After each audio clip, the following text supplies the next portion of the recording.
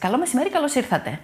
Καλό μεσημέρι σε όλους. Καλώς σας βρήκα. Σας ευχαριστώ και χαίρομαι πάρα πολύ που είμαι και πάλι εδώ κοντά σας.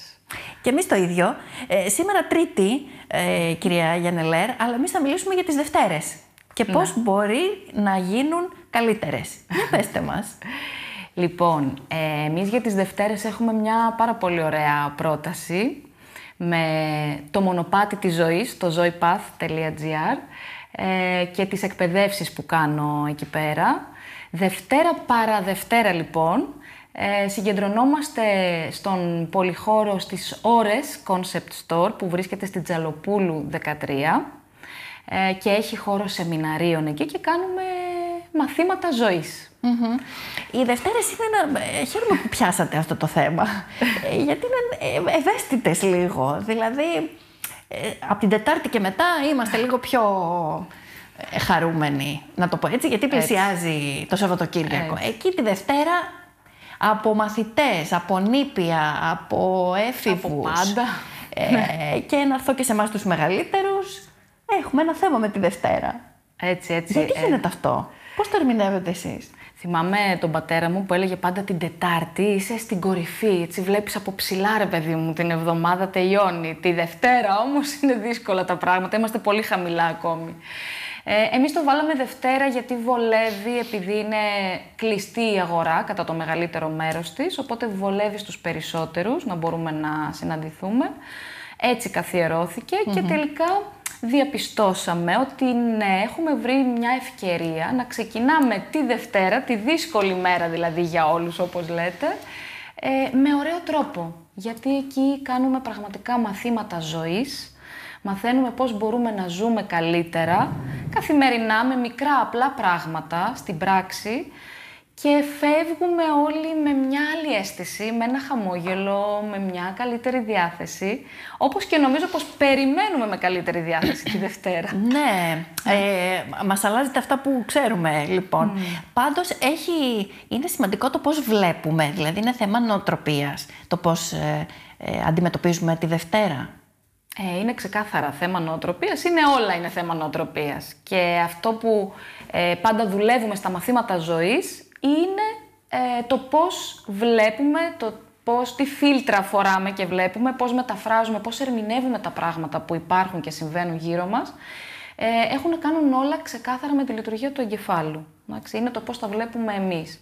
Πάνω σε αυτό βασίζεται όλη η εκπαίδευση που γίνεται.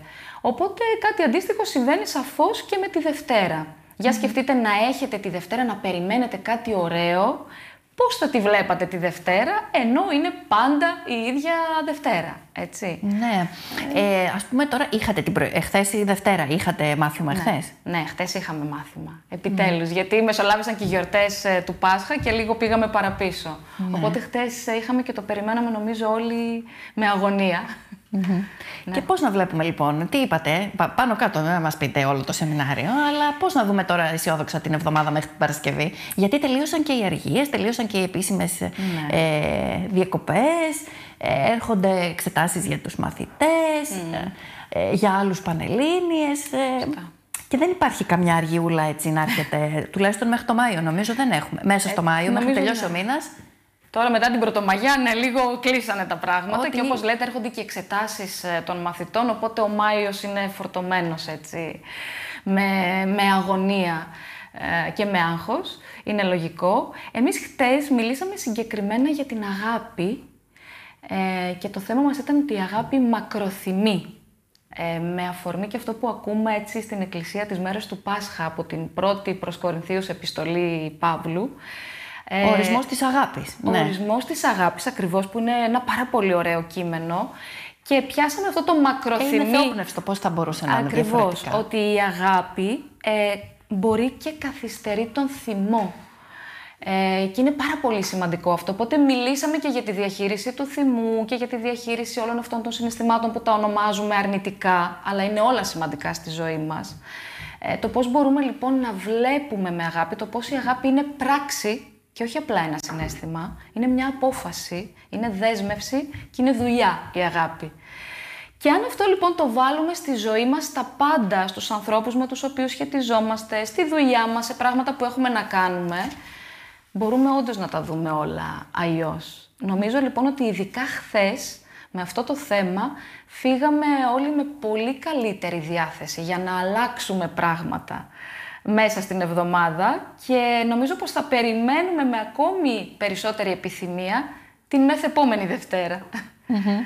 Πολύ ενδιαφέροντα όσα λέτε, κυρία Γιαννελέρ, και πάντα μας αρέσει που συνομιλούμε μαζί σας και μας δίνετε έτσι μια αισιοδοξία. Γιατί και θετικά, μας λέτε θετικά πράγματα, κάτι που λείπει γενικά και από την επικαιρότητα, αλλά και από τον τρόπο που διαχειριζόμαστε, και εδώ να κάνω την αυτοκριτική μου και ως δημοσιογράφη και επιλογή ειδήσεων. Ναι, σίγουρα. Βέβαια, καμιά φορά συμβαίνει σήμερα και το αντίθετο. Πάμε στα υπερβολικά θετικά, που είναι ψεύτικα όμως. Έτσι. Ούτε αυτό θέλουμε.